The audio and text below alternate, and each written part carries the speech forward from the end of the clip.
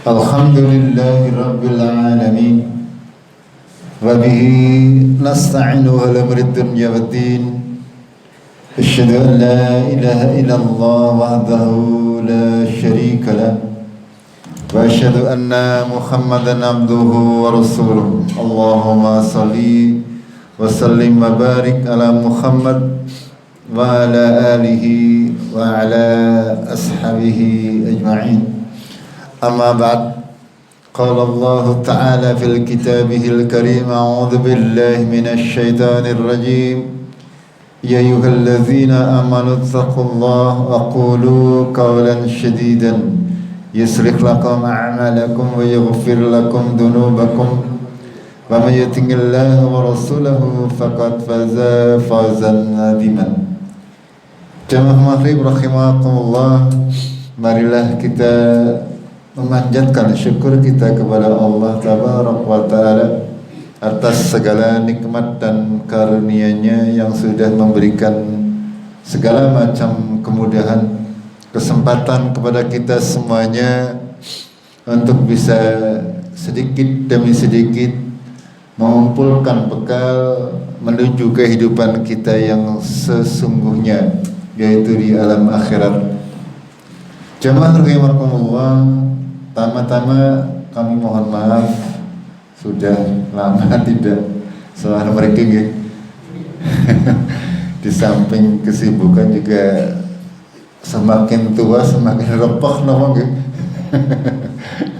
dalam waktu kan. Mudah-mudahan kita semuanya senantiasa diberi kesehatan senantiasa diberi giroh, semangat untuk senantiasa berusaha memperbaiki diri, berusaha memperbanyak bekal-bekal yang masih mungkin bisa kita dapatkan selagi masih diberi kesempatan oleh Allah Tabaraka wa Ta'ala.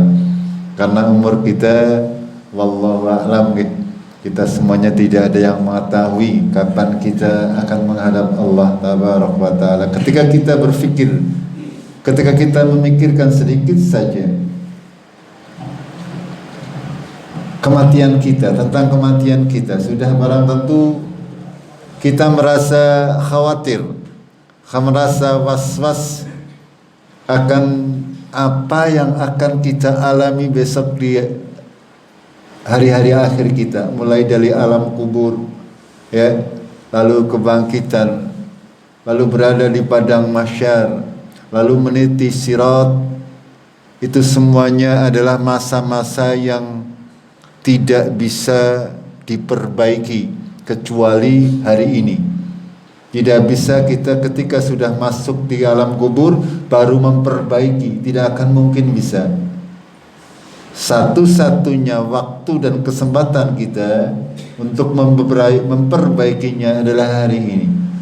Apa-apa yang sudah kita lampaui di masa-masa yang lalu, insyaallah Allah akan memaafkan kita semuanya, mengampuni dosa-dosa kita semuanya selagi kita masih mau bertobat.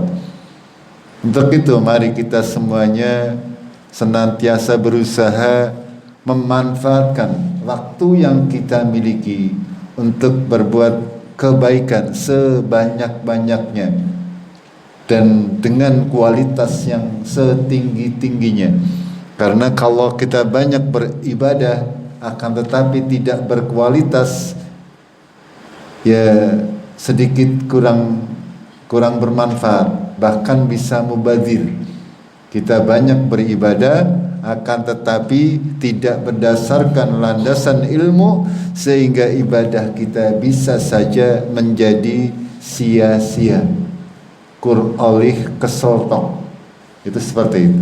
Makanya penting untuk kita semuanya senantiasa upgrade, senantiasa meningkatkan pemahaman kita terkait agama Allah, al-Islam yang kita semuanya mengaku sebagai seorang muslim. Pada kesempatan yang singkat ini saya sedikit akan menyampaikan 3 prinsip akidah seorang muslim. Ya, ketika kita dikatakan sebagai seorang muslim atau orang yang menganut agama Islam, kita barangkali tidak banyak yang memahami hakikat, ya, hakikat daripada Islam itu seperti apa. Mari kita perhatikan perkataan para ulama.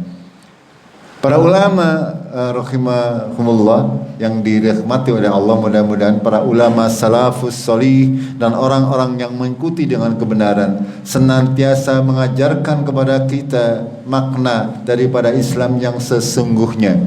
Ada 3 kaidah, ya. Barang siapa yang memilikinya dengan sempurna ketiga-tiganya, dia sudah menjadi seorang muslim yang sejati. Sementara bagi yang belum memiliki salah satunya, itu berarti masih memerlukan untuk senantiasa berusaha mengamalkan kaidah tersebut. Kata para ulama dalam bahasa Arabnya, ketika dikatakan Islam itu apa? Ya, Islam adalah al-istislamu lillahi bitauhid. Kata para ulama, yang pertama atau pondasi ataupun kaidah yang pertama, Islam itu adalah berserah diri kepada Allah bitauhid. Menyerahkan, memasrahkan diri kita kepada Allah dengan mentauhidkannya, dengan mengesakannya. Yang kedua adalah wal inqiyadu lahu bitta'ah.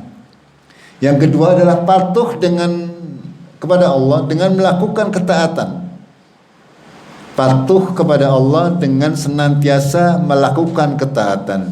Yang ketiga adalah wal bara'atu minasyirki wa ahlihi. Yang ketiga adalah berlepas diri dari kesyirikan dan pelakunya. Ada 3 kaidah prinsip akidah seorang muslim. Yang pertama adalah berserah diri. Yang namanya Islam itu artinya dari kata salam, ya. Bisa diartikan selamat, bisa diartikan benar-benar pasrah, memasrahkan diri kita kepada Allah dengan apa? Dengan mengesahkan Allah di dalam segala macamnya. Bukan hanya dalam beribadah, akan tetapi dalam segala macam hal kita harus mengesahkan Allah, menjadikan Allah sendirilah yang berhak untuk di apapun juga. Itu. Allah lah yang menciptakan kita, menciptakan seluruh alam semesta yang ada di dunia ini. Mengatur itu semuanya agar berjalan sesuai dengan ketentuan Allah. Allah memberi rezeki setiap makhluk yang ada di muka bumi ini, baik dari kalangan jin maupun manusia. Itulah Allah kita. Ya. Kita harus meyakini bahwa tidak ada zat yang lain yang bisa melakukan itu semuanya.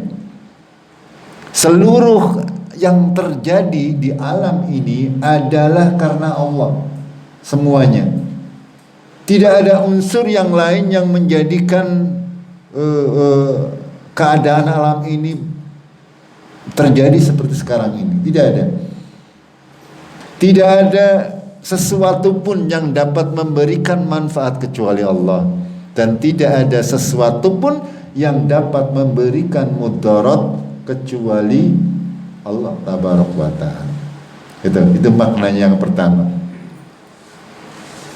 Yang kedua yaitu patuh dengan melakukan ketaatan. Yang namanya patuh adalah kita menjalankan apa yang diperintah. Kalau kita mengatakan seorang muslim, seorang Islam, itu harus senantiasa tahu perintah Tuhannya, perintah Allah tabaraka wa ta'ala, dan berusaha untuk melakukan hal tersebut semampu kita, sebatas kemampuan kita. Yang ketiga adalah berlepas diri dari kesyirikan dan pelaku syirik. Jamaah rahimakumullah, kita akan sedikit membahas lebih jauh terkait prinsip-prinsip, ketiga prinsip seorang muslim. Ya. Barang siapa, tadi kami katakan, dikatakan oleh para ulama, makna yang pertama atau prinsip yang pertama adalah tunduk patuh, ya, memasrahkan diri kita, berserah diri kita kepada Allah Tabaraka wa Ta'ala. Kalau barang siapa yang tidak berserah diri kepada Allah, dia termasuk orang-orang yang sombong. Itu. Rasulullah Shallallahu Alaihi Wasallam sebagai manusia panutan, tauladan bagi kita semuanya, senantiasa pasrah kepada Allah dalam segala macam hal. Ya, beliau senantiasa ketika mau melakukan sesuatu, dia memanjatkan doa yang istrinya hampir semuanya tawakal, pasrah kepada Allah. Ketika mau makan, bismillah. Apapun yang dia makan, Rasulullah sadar. Seorang muslim semestinya sadar bahwasanya segala sesuatu yang dia makan pada hakikatnya akan memberi faidah kepada kita kalau Allah mengizinkan. Gimana betul?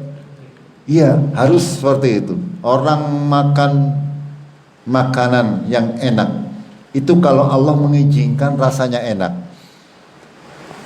Allah menakdirkan iwak ayam kue enak. Kalau Allah mengizinkan di mulut kita enak. Coba kalau panjenengan lagi sakit, apa rasanya iwak ayam? Gitu. Ini maknanya segala sesuatu yang kita makan pada hakikatnya Allah menentukan. Belum lagi itu baru di lidah, belum lagi kalau sudah masuk ke dalam perut kita. Apakah makanan yang kita makan akan berubah menjadi tenaga, menjadi sehat, atau menjadi justru menjadi racun di tubuh kita? Itu semuanya adalah dengan ketentuan Allah. Ya, kenapa Rasulullah mengajarkan kita untuk membaca bismillah ketika kita mau. Kita harus sadar bahwa segala macam yang kita kerjakan, yang terjadi dalam tubuh kita adalah dengan kekuasaan Allah Tabaraka wa Ta'ala. Itu. Belum lagi hal-hal yang lain. Rasulullah ketika tidur misalnya, beliau berdoa, bertawakal kepada Allah. Ya, karena beliau sadar bahwasanya bisa saja Allah mengambil nyawa kita ketika lagi tidur. Bisa saja ketika panjenengan tidur tahu-tahu 14. Itu seperti itu. Ya, atau bepergian. Ketika kita bepergian, Rasulullah mengajarkan berdoa. Karena kita tidak tahu, benar-benar tidak tahu. Kita naik motor lah, tidak usah jauh-jauh dari RT 3 ke RT 4. Kalau memang ditakdirkan celaka, ya gampang saja bagi Allah. Begitu kan? Itu. Mau masuk rumah, mau apa saja. Kadang-kadang kita gara-gara hal-hal sepele kepaduk nang kamar mandi marakna. Itu makanya ini tawakal ini penting. Makanya kata para ulama, bagi orang-orang yang tidak tunduk patuh, tidak berserah diri, tidak Islam, itu sombong. Sombong, merasa dirinya mempunyai kekuatan, padahal kita tidak mempunyai apa-apa. Allah lah yang memiliki itu semuanya. Maka prinsip yang pertama, kita harus benar-benar berserah diri kepada Allah. Dalam Al-Quran, dalam banyak ayat. Ya, salah satunya surat At-Taubah ayat 31. Allah berfirman, A'udzu billahi minasyaitonir rajim, wa ma umiru illa liya'budu ilahan wahidan la ilaha illa huwa subhanahu amma yusyrikun. Dan mereka tidaklah disuruh kecuali untuk beribadah kepada ilahan wahidan, kepada Tuhan yang satu. Tidak ada Tuhan yang selain Dia, Maha Suci Allah terhadap apa-apa yang mereka persekutukan. Ya, sesembahan itu banyak. Akan tapi Allah tidak suka dirinya disandingkan dengan sesembahan lain. Allah tidak suka bahwasanya kita berdoa, di samping berdoa kepada Allah juga berdoa kepada yang lain. Allah tidak suka ketika kita bertawakal kepada Allah tapi juga bertawakal kepada yang lain. Ya, itu Allah sangat tidak suka. Dalam ayat yang lain, juga Allah berfirman, "Wa ma umiru illa liya'budullaha mukhlishina lahuddin hunafa wa yuqimus shalah wa yu'tuz zakah wa dzalika dinul qayyimah." Surat Al-Bayyinah yang sering kita baca untuk salat. Tidaklah mereka diperintah kecuali untuk menyembah Allah dengan mengikhlaskan baginya agamanya, agama yang lurus, yang senantiasa mereka diperintah untuk mendirikan salat dan menunaikan zakat. Demikian itulah agama yang lurus. Allah tidaklah memerintah kita untuk beribadah kepada selain Allah, untuk menyembah kepada selain Allah. Agama Islam yang dibawa oleh para rasul dari zaman dahulu kala menyuruh kita untuk senantiasa beragama yang lurus, yaitu dinul Islam. Tidak boleh seorang yang mengaku beragama Islam itu bergantung kepada selain Allah dalam setiap tindak tanduknya. Tidak boleh seorang yang mengaku beragama Islam itu punya pengharapan kepada selain Allah. Itu seperti itu maknanya. Dalam ayat yang lain Allah berfirman, "Inil hukmu illa lillah, amara alla ta'budu illa iyyah, dzalika dzinul qayyim walakinna aktsaran nasi la ya'lamun." Sesungguhnya hukum ini, keputusan itu adalah milik Allah. Dan Allah menyuruh kepada seluruh manusia untuk menyembah kepadanya. Demikianlah agama yang lurus. Tetapi kebanyakan manusia la ya'lamun. Kebanyakan manusia tidak mengetahui. Termasuk orang-orang yang mengaku beragama Islam atau mengatakan saya muslim. Mereka tidak menyembah Allah dengan cara penyembahan yang benar. Mereka tidak berdoa kepada Allah dengan doa-doa yang benar, yang dibenarkan secara syariat. Sehingga di samping mereka berdoa kepada Allah, di tempat lain mereka berdoa kepada selain Allah. Itu kenyataan yang terjadi. Itu prinsip yang pertama. Prinsip yang kedua adalah taat kepada Allah dengan melakukan ketaatan. Orang yang bertauhid, orang yang mengesahkan Allah harus mempunyai, seorang muslim ini harus punya prinsip melakukan perintah Allah dan menjauhi larangan Allah. Di mana kita bisa mendapatkan itu semuanya? Semuanya sudah ditulis oleh Allah dalam Al-Quran. Dan penjelasannya ada di dalam sunnah-sunnah Rasulullah Sallallahu Alaihi Wasallam. Makanya ketika kita mendapati dalam Al-Quran perintah maupun larangan, tugas kita sami'na wa ata'na. Tidak boleh dipilih-pilih, ya, tidak boleh dipilah-pilah. Semuanya kalau itu bersumber dari Al-Quran wajib untuk kita jalankan,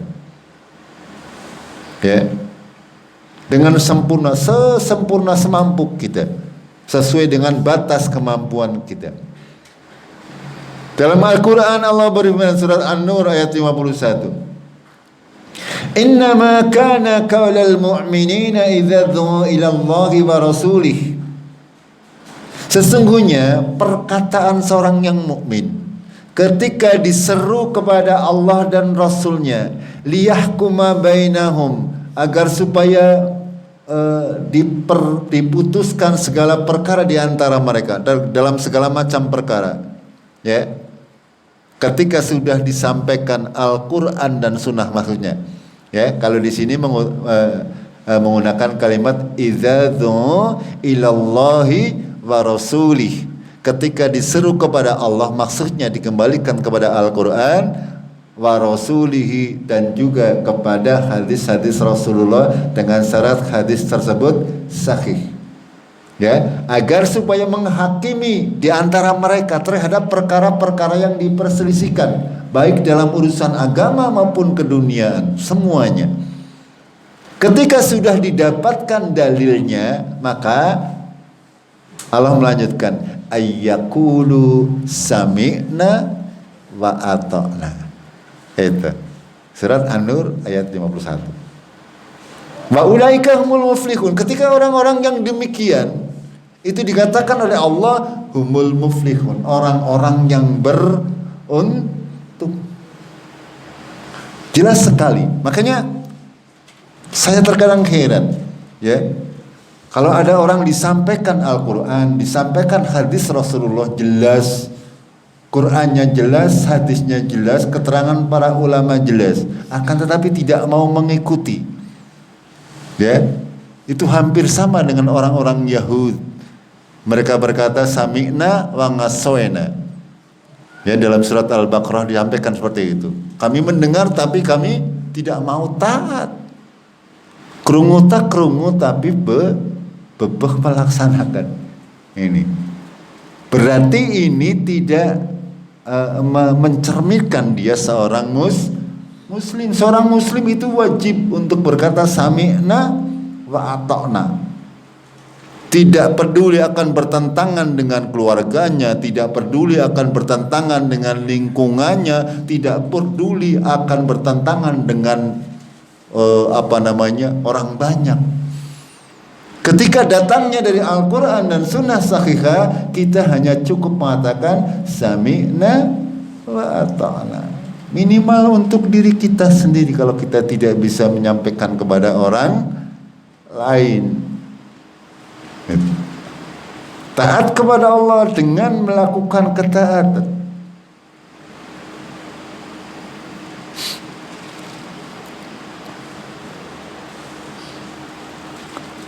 Berbeda dengan orang-orang munafik, ya.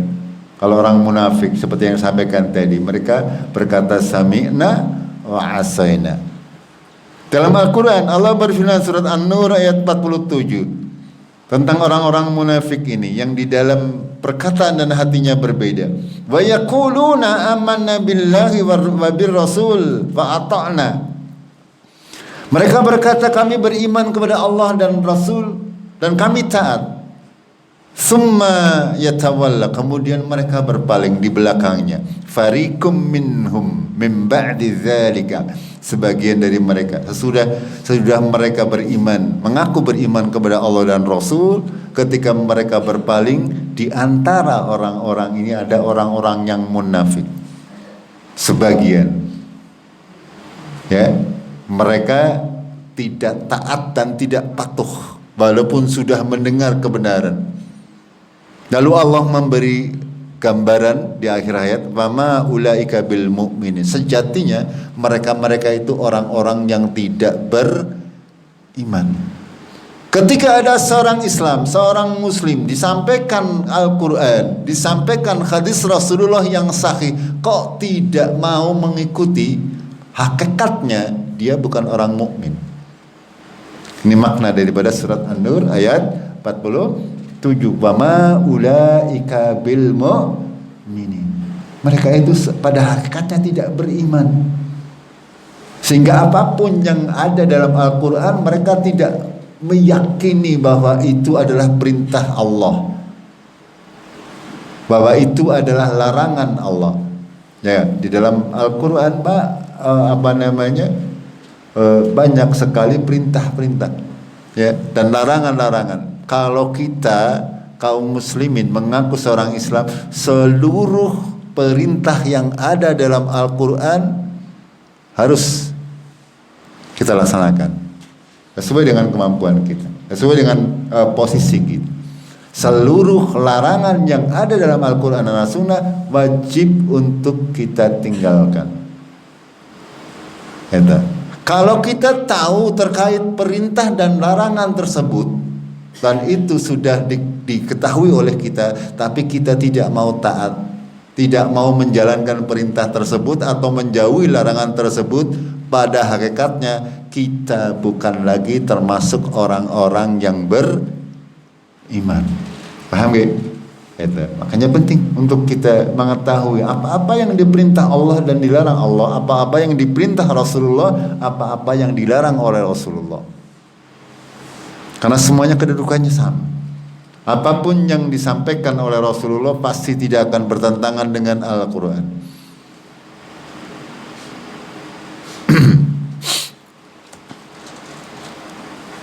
Jamaah rahimakumullah, itu prinsip yang kedua. Yang ketiga,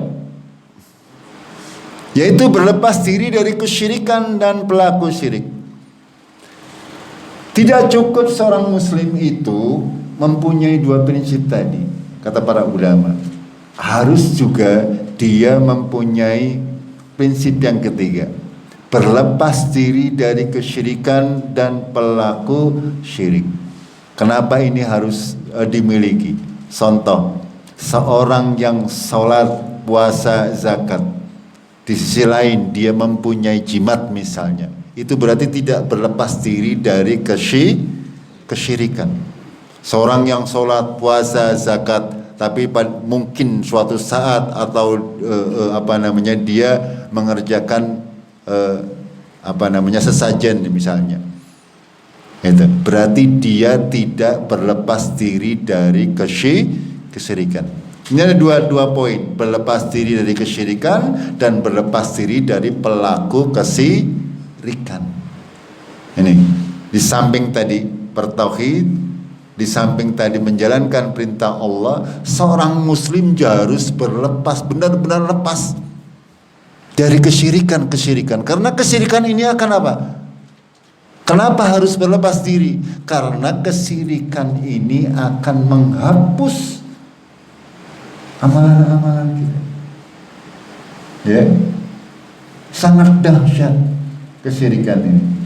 Kalau kita sholat tapi masih punya jimat misalnya, ya, kemungkinan besar, walaupun saya tidak memastikan, amalan-amalannya sia-sia. Karena dia masih mempercayai kesyirikan, tidak berlepas diri sepenuhnya. Ketika dia sholat, ketika dia beramal soleh, tapi misalnya ya masih melakukan sesajen, masih melakukan sedekah bumi atau sedekah laut dan sebagainya, segala hal yang mengandung kesyirikan, itu kemungkinan besar layak batalna amalahum, ya, akan sirna pahala-pahala amal. Karena kesyirikan ini benar-benar menghapuskan pahala amalan-amalan kita. Para ulama memberikan 3 poin ini, ya, 3 poin ini agar kita menjadi seorang muslim yang benar-benar muslim.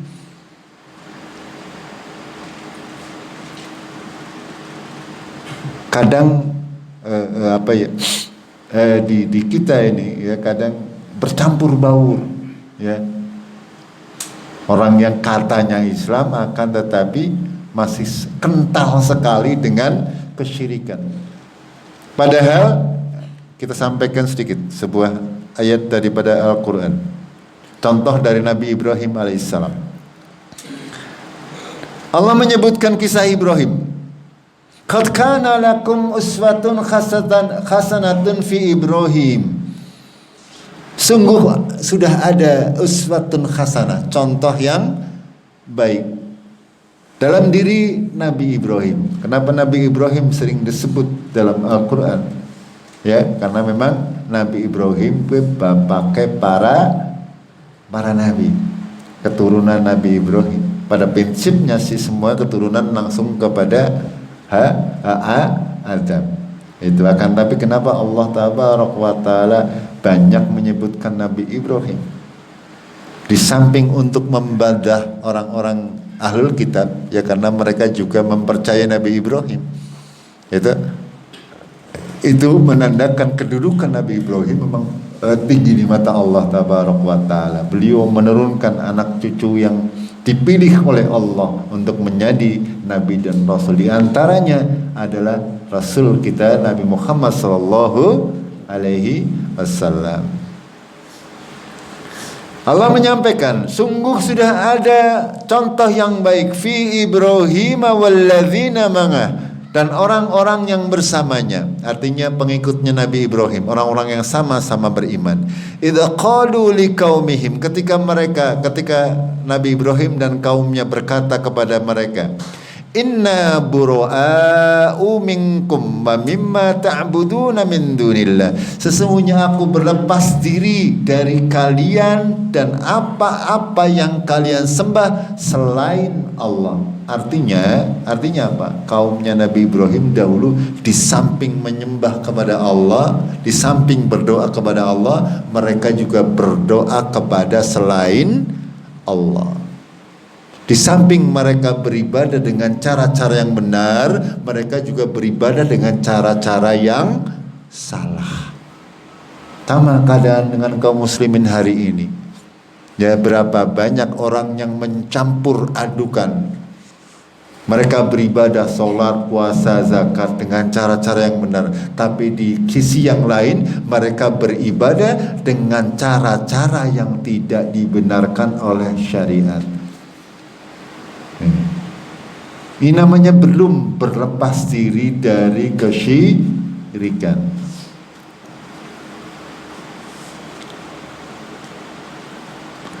Kita lanjutkan. Kafarna bikum wa bada bainana wa bainakumul adawatu wal baghdha'u habadan hatta tu'minu billahi wahdah. Ya. Telah nyata antara kami dan kalian ada permusuhan, wal baghdha, dan kebencian. Ya, sudah jelas antara serang muslim dan syirik dan pelaku syirik tidak mungkin bisa akur secara akidah. Kalau dalam pergaulan sehari-hari berbeda, ya. Panjenengan harus bisa membedakan.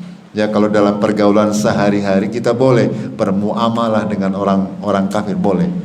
Akan tapi untuk permasalahan agama sudah jelas. Ya, karena tidak akan mungkin menjadi satu bercampur, tidak mungkin antara akidah dan kesyirikan. Orang-orang yang muwahhid, orang-orang yang berakidah yang benar, tidak akan mungkin mereka bercampur dengan orang-orang yang pelaku kesyirikan. Orang-orang yang masih percaya jimat tidak mungkin bersatu dengan panjenengan semua yang sudah tidak percaya jimat. Orang-orang yang masih melaksanakan ritual-ritual sedekah bumi, sedekah laut, nyajeni, itu tidak akan mungkin bersatu dengan kita-kita yang sudah tidak melaksanakan itu, selagi mereka belum bertaubat dari hal-hal tersebut. Tidak mungkin. Paham gak? Ini yang harus kita pahami. Tidak mungkin. Mau dipaksakan seperti apa? Secara akidah sudah berbeda. Itu. Ya monggo, silakan saja. Dalilnya jelas, ayatnya jelas, hadisnya jelas. Perkara mereka mau menjalankan urusannya dewek, tanggung jawabnya sendiri. Ini jelas yang disampaikan oleh Allah dalam kisah Nabi Ibrahim. Bahkan Nabi Ibrahim pun berlepas diri dari ayahnya pelaku kesyirikan.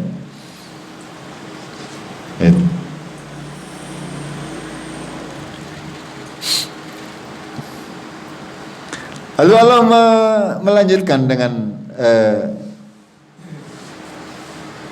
kalimat illa qala Ibrahim li abihi, kecuali perkataan Nabi Ibrahim kepada bapaknya, la astaghfiranna laka, ya, sungguh aku akan memohon ampunan kepada Allah untuk engkau, hai bapakku. Wa ma amliku laka minallahi min syai', ya, dan aku tidak mempunyai kekuasaan sedikit pun, ya, kecuali daripada kekuatan Allah. Di akhir ayat Allah berfirman, Rabbana 'alaika tawakkalna wa 'alaika anabna wa ilaikal masir. Ya Tuhan kami bertobat, ya, kepada Engkau kami bertawakal, dan kepadamu lah tempat kembali kami. Apa yang dapat kita pelajari? Bahwasanya, ya, dalam ayat yang lain Allah juga menjelaskan bahwasanya permohonan ampun Nabi Ibrahim itu selagi tidak dilarang oleh Allah, kita boleh memohonkan ampun kepada orang-orang pelaku syirik selagi masih hidup. Itu Nabi Ibrahim mengatakan kepada bapaknya seperti itu, selagi masih hidup boleh kita mohon ampun agar diberi petunjuk. Akan tetapi ketika sudah jelas dia sudah mati dalam keadaan kafir, itu terlarang bagi kita untuk memohonkan ampun. Ini imbas atau konsekuensi dari berlepas diri dari kesyirikan. Walaupun pelaku kesyirikan itu adalah bapak kita, orang tua kita, kita tidak boleh. Karena kecintaan kita kepada makhluk tidak boleh melebihi kecintaan kita kepada Al-Khaliq pencipta. Ketaatan kita kepada makhluk tidak boleh melebihi ketaatan kita kepada Allah. Ya, perkataan Ibrahim akan memohonkan ampun ya untuk bapaknya ini adalah selama itu tidak diboleh. Tidak dilarang oleh Allah. Akan tapi ketika sudah dilarang oleh Allah tidak lagi. Begitu juga menjadi syariat yang diturunkan kepada kita kaum muslimin. Ya, ketika orang-orang itu sudah jelas-jelas seorang pelaku kesyirikan, haram bagi kita untuk memohon ampun terhadap dosa mereka atau mendoakan kepada mereka. Ketika mereka meninggal dunia, haram kita untuk menyolatinya. Ini namanya berlepas diri dari kesyirikan dan pelaku syirik. Ya, jangan sampai karena merasa tidak enak, ya tidak ora kepenak, ya kita mengabaikan apa-apa yang diperintah dan dilarang oleh Allah Tabaraka wa Ta'ala. Di antara ayat-ayat yang lain yang memberikan gambaran tentang berlepas diri dari kesyirikan dan pelakunya, Allah berfirman dalam surat Mujadilah ayatnya 22, la tajidu qauman yu'minuna billahi wal yaumil akhir. Tidak akan didapati orang-orang yang mengaku beriman kepada Allah dan hari akhir, yuwadzuna man khadallahi wa rasulah. Ya, mereka saling berkasih sayang dengan orang-orang yang menentang Allah dan Rasulnya. Tidak akan terjadi, tidak pantas seorang yang mengaku beriman kepada Allah dan Rasulnya, mereka berkasih sayang dengan orang-orang yang benar-benar menentang Allah dan Rasulnya. Konteks ayat ini adalah terkait dengan para sahabat Rasulullah. Ya, para sahabat Rasulullah sudah dipilih oleh Allah menjadi orang-orang yang beriman. Ya, sementara sebagian keluarga mereka itu masih banyak yang kafir. Itu sehingga ayat ini turun. Ya, ada sebagian kaum muslimin tidak mau memerangi saudara-saudara mereka. Ya, menganggap bahwa mereka saudara. Akan tetapi Allah sudah memberi penegasan bahwa seorang muslim harus berlepas diri dari kesyirikan dan para pelaku kesyirikan. Itu. Walaupun itu bapak-bapak kita, walaupun itu saudara-saudara kita. Kalau dia sudah tercebur atau terindikasi, ya, terbukti bahwa dia adalah seorang pelaku kesyirikan, atau misalnya dia keluar dari agama Islam, sudah, ya, sudah tidak ada kasih sayang, putus. Ya, di sini Allah menjelaskan, walau kana aba'ahum au abna'ahum au ikhwanuhum au ngashiratahum. Walaupun mereka itu adalah bapak-bapak mereka, anak-anak mereka, saudara-saudara mereka, ataupun keluarga mereka. Kalau mereka benar-benar orang-orang yang syirik, maka kita berlepas. Bahkan ya di dalam hukum waris mewarisi, ketika orang sudah keluar, sudah, ya, sudah hilang hak warisnya. Itu seperti itu. Dalam ayat yang lain surat At-Taubah ayat 23 Allah berfirman, ya ayyuhalladzina amanu, hai orang-orang yang beriman, la tattakhidhu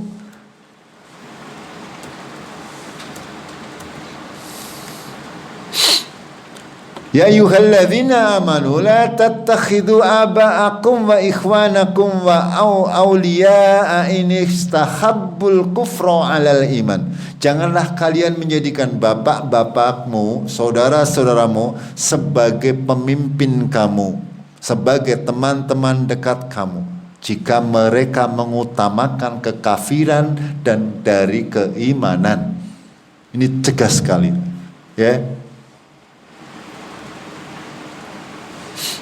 Lalu Allah melanjutkan, wa may yatawallahu minkum fa ulaika humudz zalimun. Barang siapa menjadikan mereka sebagai wali, sebagai pemimpin, sebagai teman dekat, sebagai orang yang dekat, maka mereka itulah orang-orang yang zalim. Bahkan bapak-bapak kita, anak-anak kita, ya, kalau mereka mengutamakan kekafiran daripada keimanan, kita harus berlepas diri dari mereka. Itu. Karena ini konsekuensinya keimanan kita kepada Allah Tabaraka wa Ta'ala. Dalam ayat yang lain juga sangat banyak ayat-ayat terkait hal ini. Ya. Allah berfirman, ya ayyuhalladzina amanu la tattakhidhu aduwwi wa aduwwakum awliya. Orang-orang yang beriman, janganlah kalian menjadikan musuhku dan musuhmu sebagai teman-teman setia, sebagai pemimpin-pemimpin. Ini prinsip ketiga daripada seorang muslim yang hakiki adalah berlepas diri dari kesyirikan, ya, dan pelaku-pelaku syirik. Untuk itu jamaah rahimakumullah, dalam konteks kehidupan kita sehari-hari, apalagi ya ini menjelang akhir tahun, ya, kemarin orang-orang Nasrani mereka merayakan hari raya mereka, biarkan saja, kita haram untuk mengucapkan selamat atas hari mereka, haram. Kita haram untuk membantu mereka dalam urusan-urusan yang terkait peribadatan mereka, haram. Kalau membantu memberi makan ketika dia kelaparan, bagus, ya, ketika mereka membutuhkan bantuan, bagus. Akan tetapi ketika mereka merayakan hari agama mereka, haram kita membantu mereka. Ini contoh, ya. Nanti sebentar lagi kita menghadapi pemilu, haram panjenengan memilih pemimpin kafir, haram hukumnya. Paham gak? Monggo.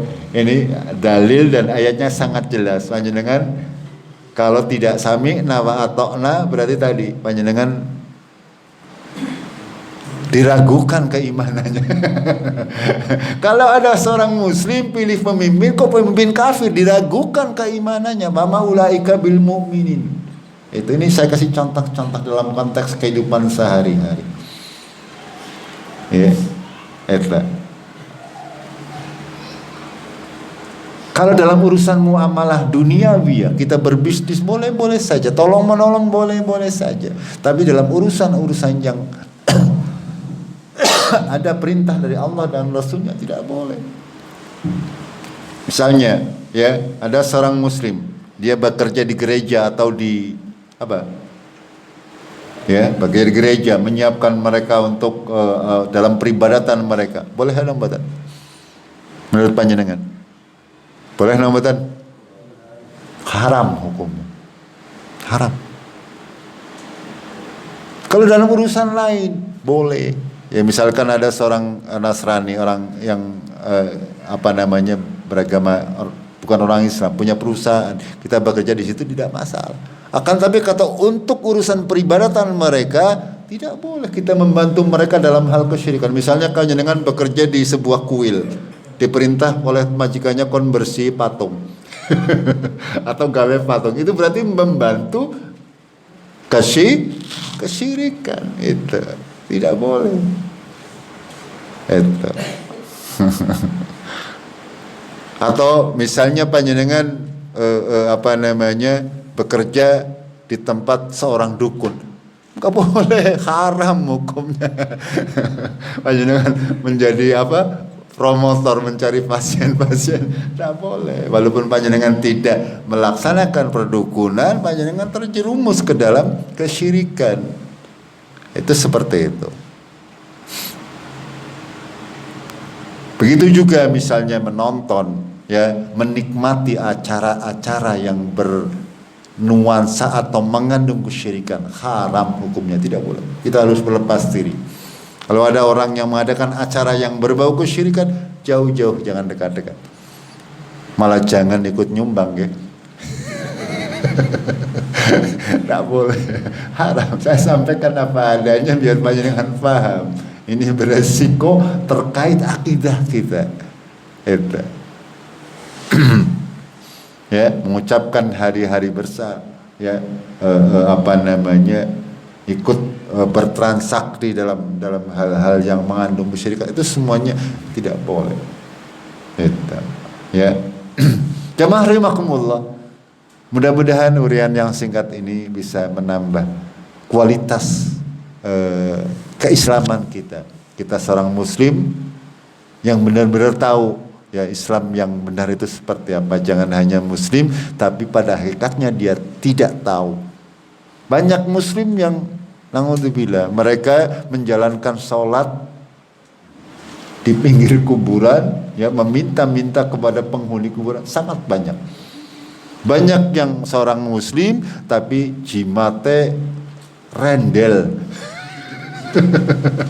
Gila, itu semuanya naudzubillah. Ini tidak tidak memegang ketiga prinsip. Barangkali tidak pernah tahu bahwa seorang muslim harus menjadi muslim yang benar, yang sejati, seperti yang diinginkan oleh Allah dan Rasulnya. Jamaah rahimakumullah, sampai di sini dulu.